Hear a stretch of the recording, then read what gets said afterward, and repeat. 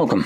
In front of me is a NUBIA Neo, and today I'll show you how we can capture a screenshot on this device. So to get started, you will want to open up content that you wish to capture. I'll be using home screen as an example for this, so home screen is already open on my device and visible on the screen.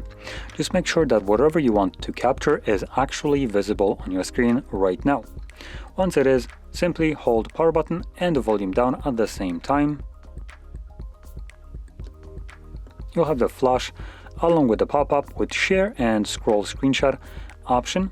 Now the scrollable screenshot is only accessible in areas where you can scroll down on. So as an example, your settings page, a web page, or maybe something like Instagram, which will allow you to continuously keep capturing longer and longer version of the screenshot as a one single take.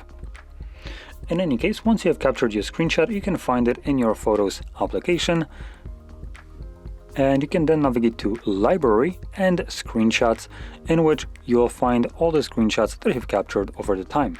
This one would be the one that I have just captured, as you can see, based on time. So there we go. Now, if you found this video helpful, don't forget to hit like, subscribe, and thanks for watching.